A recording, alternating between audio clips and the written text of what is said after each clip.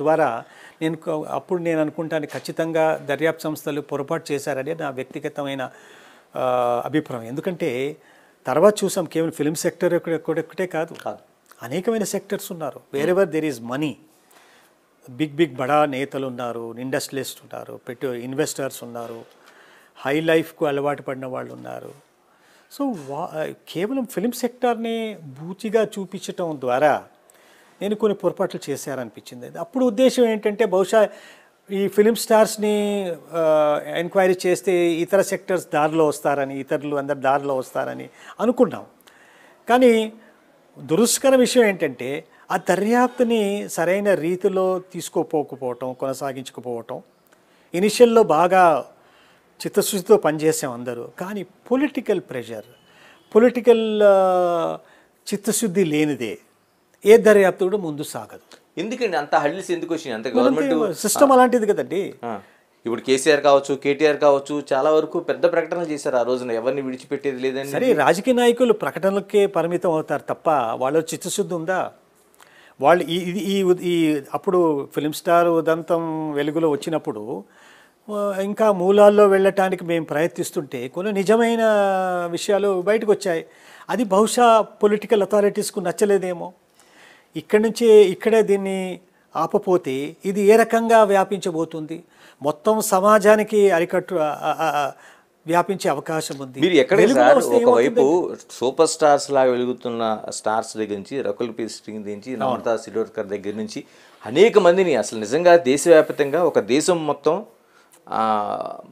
తెలంగాణ రాష్ట్రాల వైపు చూసే పరిస్థితి వచ్చింది. ఎందుకు ఇక్కడ మొదలుపెట్టిన ప్రక్షాళన, మంచి ఉద్దేశంతో పెట్టిన ప్రక్షాళన, దాన్ని కొనసాగించలేకపోయాం.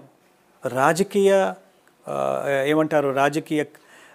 కన్విక్షన్ లేకపోతే, చిత్తశుద్ధి లేకపోతే ఏది చేయలేదు. ఇప్పుడు బ్యూరోక్రాట్స్ వాళ్ళ పరిధిలో వాళ్ళు పనిచేస్తారు, పోలీస్ శాఖ వాళ్ళ పరిధిలో వాళ్ళు పనిచేస్తారు. మరి దురదృష్టశాస్తు మళ్ళీ జ్యుడిషియరీ కూడా కొన్ని సందర్భాల్లో జోక్యం చేసుకొని మీరు అడిగిన వివరాలు ఇవ్వలేదు. కేంద్ర దర్యాప్తు సంస్థలకు మీరు ఎందుకు పూర్తి వివరాలు ఇవ్వలేదు? వాళ్ళు కూడా వచ్చారు, నార్కాటిక్స్ సంస్థలు. ఇక్కడ అరకోరమైన ఛార్జ్షీట్లు ఫైల్ చేశారు. ఆ ఛార్జ్షీట్లు నిలవదు. కాబట్టి దానికి కారణాలు అనేకమైన ఉన్నాయి. వీళ్ళకి పరిజ్ఞానం లేక, వీళ్ళ పరికరాలు లేక, కేంద్ర ప్రభుత్వం యాంటీ నార్కోటిక్ డ్రగ్స్ వాళ్ళకు కావాల్సిన పరిగ్రహం స్టేట్ గవర్నమెంట్కి లేదు. మరి కేంద్ర శాఖ వాళ్ళ అధికారులు కూడా ఇక్కడ వచ్చేసి వాడిని వివరాలు అడిగారు. కానీ కూడా మరి రాజకీయ ఒత్తిడి వల్లనండి, మరి ఇతర ఒత్తిడిల వల్ల ఇది ముందుకు తీసుకువెళ్ళలేము. చంద్రబాబు గారు చిన్న తీగను పట్టుకొని పెద్ద డొంకను బయట పెట్టడానికి చేశారు. అది సినిమా పరిశ్రమ కావచ్చు, దాంతో ఇంకా మీరు ముందుకెళ్ళి ఉంటే పొలిటికల్ వరకే వెళ్ళి ఉండేవారు, ఖచ్చితంగా పోయేది. కానీ ఒక్కసారిగా మీరు ఆ మిస్టరీని ఆఫ్ చేయటం వల్ల, అంటే కీలకంగా ఒక బాస్గా ఉండే మీరు చంద్రబాబు కావచ్చు, లేకపోతే మీ తర్వాత ఆఫీసర్గా ఇన్వెస్టిగేషన్ చేస్తున్న అకున్ సబర్వాల్ కావచ్చు, బదనాం కాలేదా? ఖచ్చితంగా బదనాం అయింది. ఎందుకంటే నైతికంగా మేము మా యొక్క అస్తిత్వాన్ని కోల్పోయాం.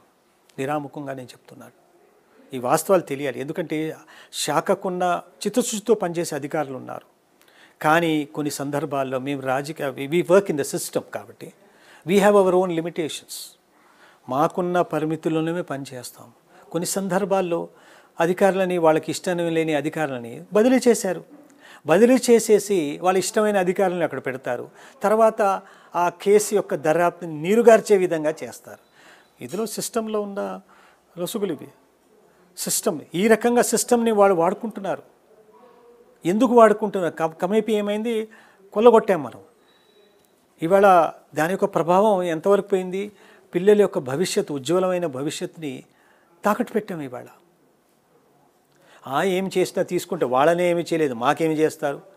ఆ పెద్దవాళ్ళు వాళ్ళ యొక్క పరిపతేనండి, వాళ్ళ రాజకీయ నేతల యొక్క అండదండలతో వాళ్ళు మేము ఏమైనా చేసుకోవచ్చు, మేము చట్టానికి మేము చుట్టాలు, ఎవరు కూడా చుట్టాలు కాదు, కానీ వాళ్ళ ఇష్టానుసారంగా చేశారు. ఇది చాలా దౌర్భాగ్యమైన పరిస్థితి అండి. ఇది మళ్ళీ ఇలాంటి పరిస్థితి పునరావృతం కాకూడదు.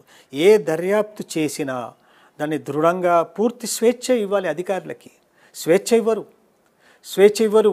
తద్వారా దాన్ని ఏదో రకంగా నేరుగా లేకని పరోక్షంగా ఆ దర్యాప్తుని నీరుగార్చే విధంగా అధికారులను బదిలీ చేయటం, వాళ్ళకి కావాల్సిన నిధులు ఇవ్వకపోవటం, వాళ్ళకి కావాల్సిన ఆర్డర్స్ ఇవ్వకపోవటం, మరి ప్రాసిక్యూషన్కు కావలసిన మెటీరియల్ ఒక ఇర్రెఫ్యూటబుల్ ఎవిడెన్స్ గ్యాదరింగ్లో కూడా తూట్లు పొరిచారు ఇవాళ. మరి అప్పుడు ఏం నిలుస్తుంది ఆ కేసు? కోర్టులు కూడా అన్నాయి ఇదేంటి ఇలాంటి కేసులు ఎందుకు తీసుకొస్తున్నారు. ఇన్ఫ్యాక్ట్ మాదక ద్రవ్యాల మీద conviction rate is very very poor.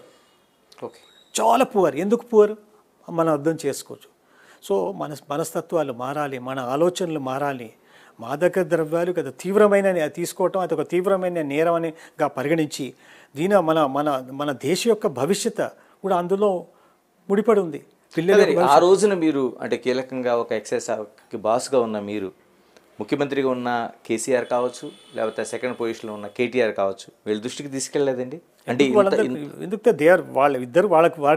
వాళ్ళ యొక్క అనుమతి లేనిది ఏది కూడా జరగదు. అంత స్వేచ్ఛ ఉందా అధికారులకి?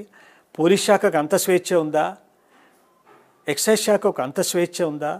ఈ విషయాల మీద మనం ఇంత ఎక్కువ మాట్లాడడం హాస్యాస్పదంగా ఉంటుంది. ఎందుకంటే ఈ విషయాలు అందరికీ తెలుసు. రాజకీయ ప్రమేయం ఉండడం ద్వారా ఇలాంటి పరిణామాలు జరుగుతున్నాయి, ఖచ్చితంగా జరుగుతున్నాయి. సో కాబట్టి ఇప్పుడు రాజకీయంగా మేము ఎలాంటి ఒత్తిడులకు మేము లొంగము, మీరు గో హెడ్, పూర్తి స్వేచ్ఛ ఇస్తాము, ఎంత పెద్దవాళ్ళైనా కూడా వాళ్ళ శిక్షార్హులని ఆ నినాదంతో కట్టుబడి ఉంటే ఈ రాజకీయ వ్యవస్థ ఖచ్చితంగా నేరస్తుల్ని మనం శిక్ష పడే విధంగా మనం చేస్తాం. అప్పుడే శిక్ష పడితే, కఠినమైన శిక్ష పడితే ఈ నార్కోటిక్ డ్రగ్స్, సైకోస్ట్రాపిక్స్